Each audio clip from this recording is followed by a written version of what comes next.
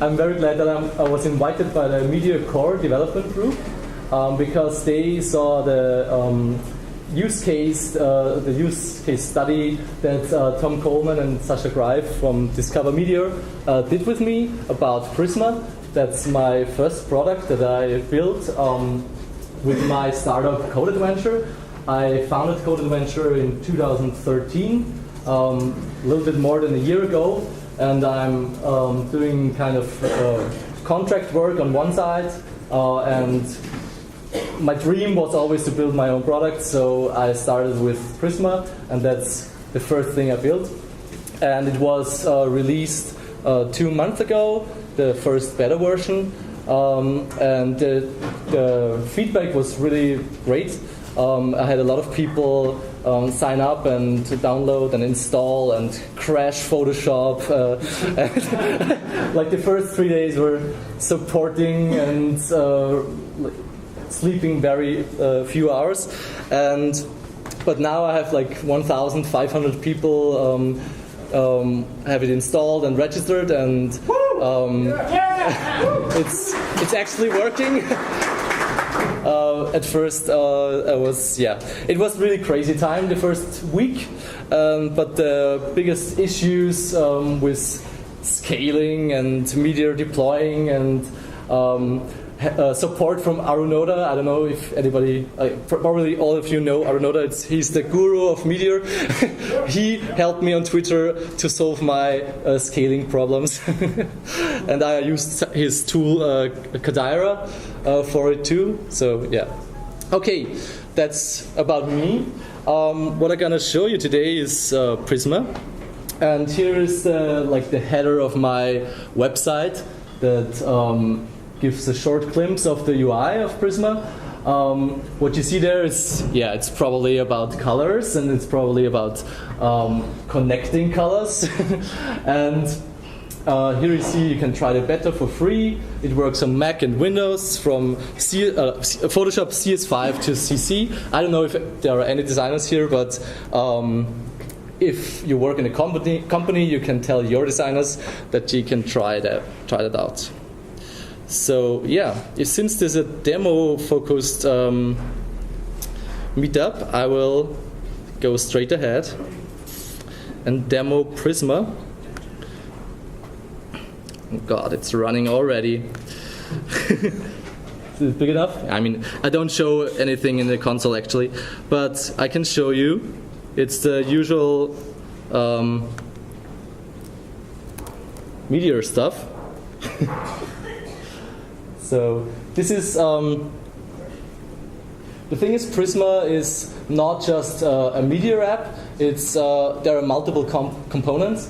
So that's the name. That's the reason why it's called Prisma Web App. Prisma is actually comprised of 3 components, but I will show you later what it's made of. Now I will show you what Prisma actually does.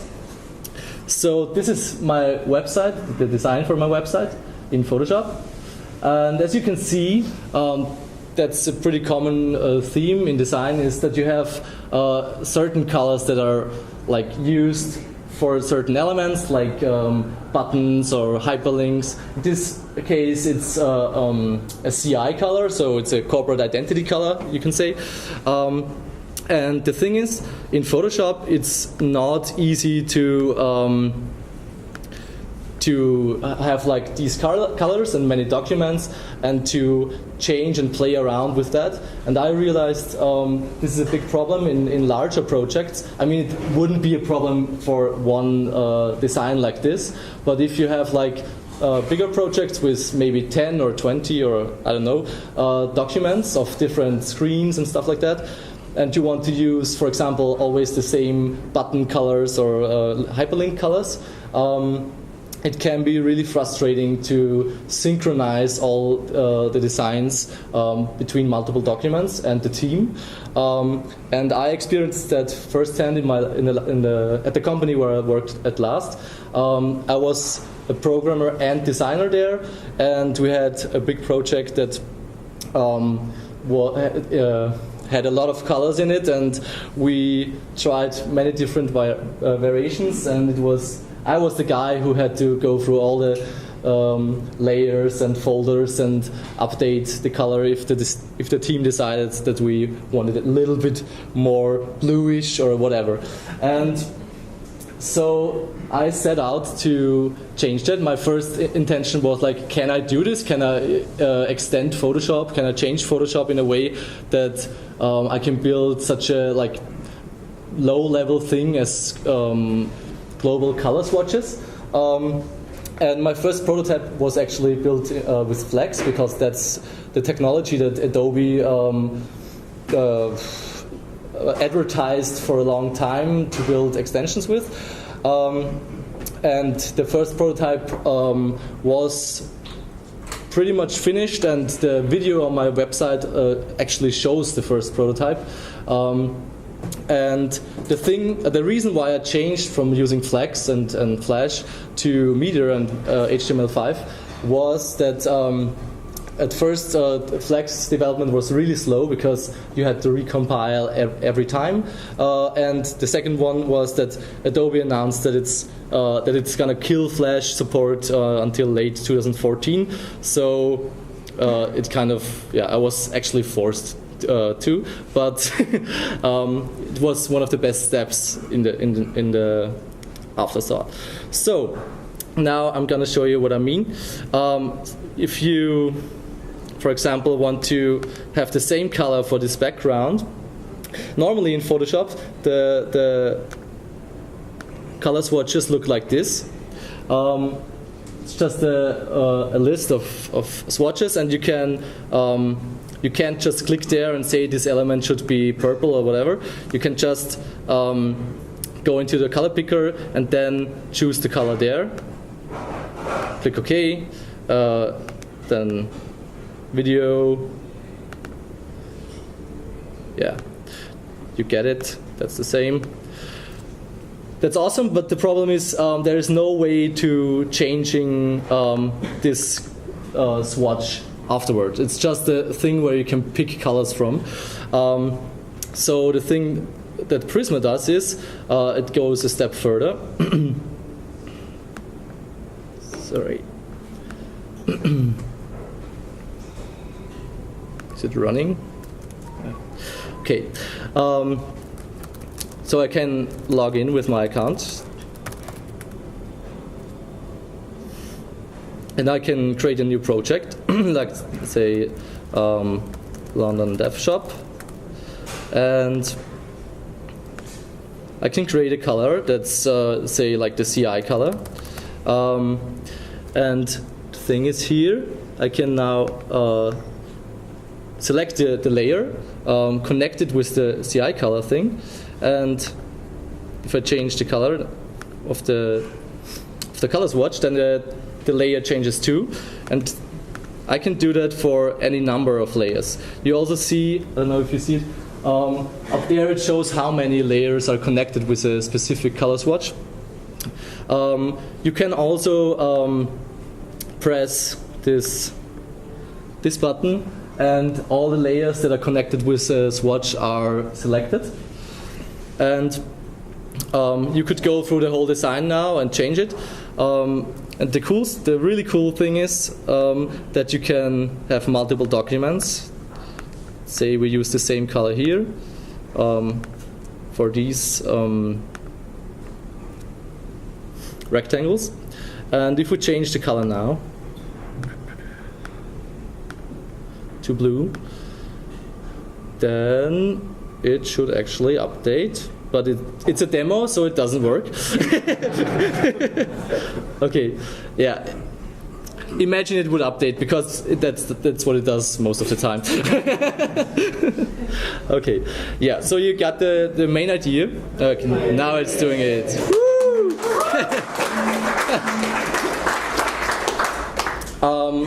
The really cool thing about that is. There was no code involved in writing the updating logic, because I used Meteor, and that's what Meteor is best at. You can just change things, and they are pushed to the other clients. And you have to imagine this could also be any other computer in the whole world. It's connected with the internet, and it could also be another person on the team. It doesn't matter. It's just I don't have to write the code for it. Meteor does all the pushing and synchronizing for me. Yeah, that's the demo. I don't know, should I show you? I don't know if you're interested in. I actually built, like you can also register and log in and stuff like that, but I think it's a little bit boring. Let's go over the talk. You mentioned the three components that made up Prisma? Yeah, that's the next thing I'm gonna show you. So, this is the high-level architecture of Prisma. What you can see here is Meteor is just kind of one part of it. As you see, that's kind of the standard Meteor stack. Yeah, what I wanted to I can show you afterwards. But this is kind of the standard Meteor stack. The whole application that you saw is actually working in any browser on any device. So you could also open Prisma on your phone or on your iPad or your laptop, and which is pretty awesome because you can build up many more features like, for example, having developers and designers on the same team, and then designers use colors and developers can also log in and just see maybe the CSS codes for it, or maybe there's even like something like a Sass compile thing that you can include in your own project. But that's the standard Meteor stack, and what it does is it's a client web application, and you have to use Flex to integrate to build an extension for Photoshop CS5 to Photoshop CS6. That's the reason why it's still also a Flex application. But what the Flex application does, it's only using one HTML component that's modified to provide a little bit more of HTML5 capabilities, like local storage, anything that Meteor needs. And it just displays the web application inside the extension panel, what you saw before. The Flex application is also used for the JSON exchange between ExtendScript. ExtendScript is the API that you use to modify or talk to Photoshop or other applications of Adobe.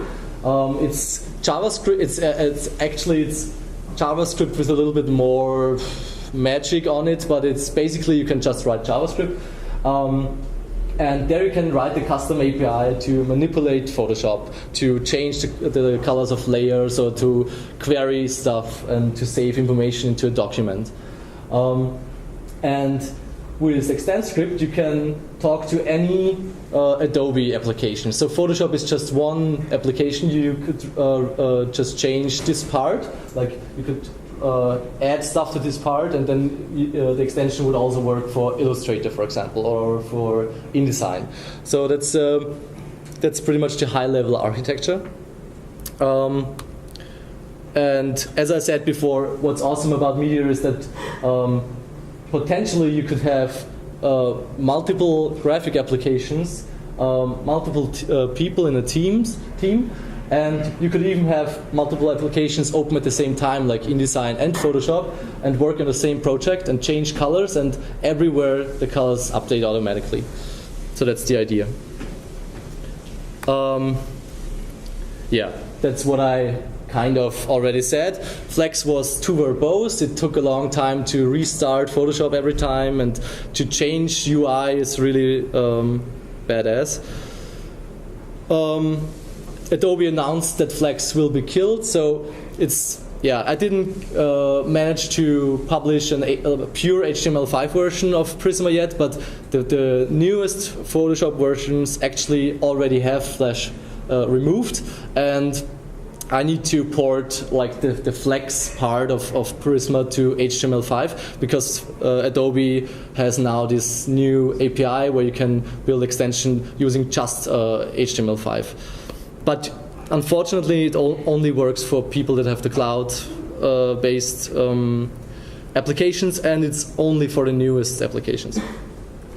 And the main reason why I used HTML5 and server technology was this vision to have like multiple documents, the whole team, and multiple graphic applications, and also that you can have it on any device, like mobile devices, because you could also build any like additional app on top of Prisma that just uses the color information. And one idea of a guy, he wrote me, he said, wouldn't it be awesome to have like a full screen iPad app where you can choose the colors, like stand with your clients there, watch like on 3 screens your designs, and just give him the iPad, he can change the color and be amazed. Like, these things are possible because it's built on web technologies. It wouldn't be possible if it was a Flex application that only was a simple extension inside Photoshop. Why Meteor? I actually have had more experience in Ember and Angular, but since I knew that my core thing that I needed was data synchronization, I looked for a framework that could do this very easily. And at first I looked at Derby.js, but it kind of looked a little bit stale. I didn't know how the developers were doing. And then I remembered I heard about this Meteor thing half a year ago, like it was like now 1.5 years ago, and I thought I'd just give it a try and hack around, and it was really like amazed me how easy it was. And then I just said, actually I built, at first, before I built Prisma with it, I built my website with it just to see if I can really like go into more. The other reasons are pretty self-explaining. Real-time synchronization by default.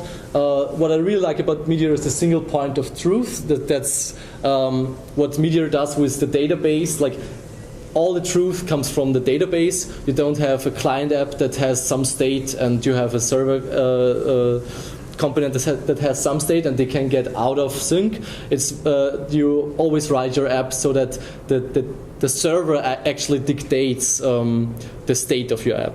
I mean, there are exceptions on this, like session state and if you're like in this screen or something like that, but I really like this centralized data logic. I love CoffeeScript, so what I also loved about Meteor was that using CoffeeScript was really a breeze from the very beginning on, and also that a main point was that on the server and the client I can write the same code.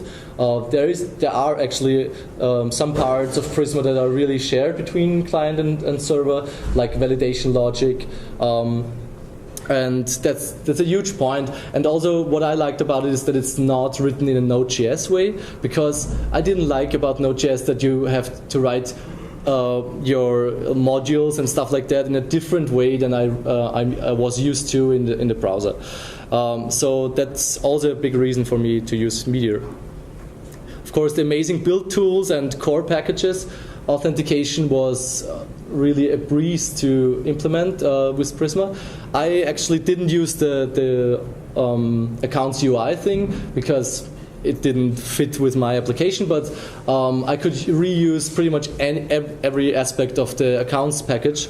And where with Iron Router and accounts package, I had like the registration, login stuff built really fast. And what I also like about it is it's less opinionated than Ember and Angular. If you write your app in Ember or Angular, it's an Ember or Angular app. There is nothing left of your code style because they really dictate how you write your code. Angular is, for example, uses all the injection stuff, and you have to write it in the Angular way. Otherwise, you get in big trouble. And I wrote a lot of apps in Angular and Ember. They're really cool for smaller projects to like really get results very fast. but what I like about Meteor is that I can use my own like architecture style, and that Meteor doesn't dictate how you really write modules or classes or anything. The downsides of Meteor, for me, a big issue was the testing story. It felt like an afterthought, like nobody knew how to test when I started with Prisma. I tried it myself with like 3 or 4 different ways. Now I have some parts of my app are unit and integration tested, but the thing with like acceptance testing is still very, I don't know, there's no great answer how to do it. And there's also what I missed from Rails, I have also Rails experience, is that the whole testing environment. Like Rails has a lot of stuff for you prepared to run your tests, and in Meteor it's kind of strange to run your tests. It's you can't run multiple. You can't run your app and your tests at the same time. I mean, Velocity is changing this now, but it's not perfect. And the advantage of being less opinionated is also a disadvantage, because you have to figure out a lot of stuff yourself. Meteor doesn't tell you how to do routing, how to do view logic, how to talk to models, and like all the stuff that other frameworks like Ember and Angular dictate. Meteor just leaves to the developers, and that can be a real can be freeing, but it can also be like you do your stuff, and then after half a year you realize it's not gonna work like that. And Meteor is very young. There are rough edges. The API changed a lot, even since I started with Prisma. The port to Meteor was half a year ago, and I had to rewrite parts of it like 2 or 3 times because of that. Yeah. Recap. Web technologies really rule the world. Meteor is awesome for synchronizing stuff, and if you know how to do it, building Adobe extensions or Photoshop extensions is actually pretty easy. The problem is the first half sentence, if you know how to do it, because Adobe is not really good at documenting stuff, and they built a really ugly API, and that was the most time I spent with Prisma was actually fighting with the Adobe APIs and trying to get things working. And Meteor was actually always the fun part of it. Okay, thank you.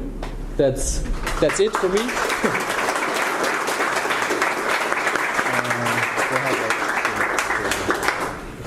Okay. Yeah, if anyone's got any questions for Dominik, now would be a good time to ask. Anyone? Yeah. What would you do differently given the latest version of Meteor? Can if you were starting now? Can you repeat the question? Yeah. Okay. So the question was what I would do differently if I could. What have you learned in the process, and what would you do differently? Okay. Yeah. The biggest stumbling points I had with Meteor were the testing part. So I would recommend really getting into the topic of testing very early if you want to build an application. I actually knew that before, but at the time there was really very few discussions about testing, and the projects like RTD, they really looked very overwhelming and like change your whole app and then it might work and stuff like that.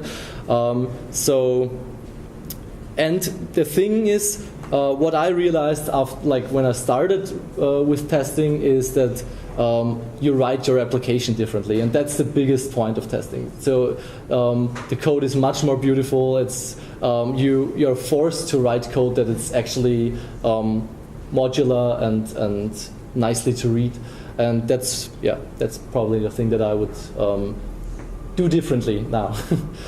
And the second part was Or is there another question? I don't know.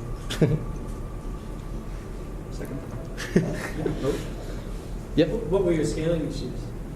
Yeah, that's a good question. Could you repeat the question? Yeah. The question was, what were the scaling issues? I mentioned that like when I published the beta version of Meteor, of Prisma, there were some scaling issues, and I didn't know where they came from. I thought, okay, I used Iron Router and everything correctly, but the thing was, I realized that I had like subscriptions. I created subscriptions wrongly. I created subscriptions for every, like if you switched into a project, then I would have an own subscription for this one, for the single project. And if you, I don't know, which other ones. Yeah, and if you change back to like the project to the overview, then I would have a subscription that only loads the projects. And what I figured was that it's much more performant to have only one subscription per user that loads all the projects, all the swatches, because the data behind it is very, like, there is not much data. A swatch is like kind of 7 lines of JSON in the database, so it loads very fast. And the biggest issue with having a lot of subscriptions is that the server has a lot of CPU load. And before I had like, sometimes it's really skyrocket to, I don't know, 1,000 subscriptions running at the same time. And now I have kind of only for one user there's one subscription. So if there are like 200 users online, there are 200 subscriptions. It's very like it's much better now. And the other thing was I have deployed it on Heroku first, which was a very bad idea because Heroku doesn't have. I mean, it was stupid too because there was a lot of load, and then I pulled the slider to 2 or 3 thingies from Heroku to make it faster. But Heroku doesn't have sticky sessions, so I got a lot of weird errors that I couldn't figure out what it was. That I don't know. Login failed or something like that because the user logged in at one servo, and then he came to a different one, but this one didn't know anything about the user, so it crashed, and I didn't know what to do. That was the point where Arunoda told me that I should actually switch to Modulus and Mongo HQ with oblong tailing. So that's what I use now, and I was really like, oh my god, I have like 1,000 users. Can I migrate this? Now I was so stupid. I have deployed it on Heroku. But the thing was, it was really easy actually. It took me, I think, 5 minutes to have all the data and stuff on the new on Modulus and Mongo HQ. So if you have problems like that, I can just recommend switching to Modulus, and yeah, it's really great.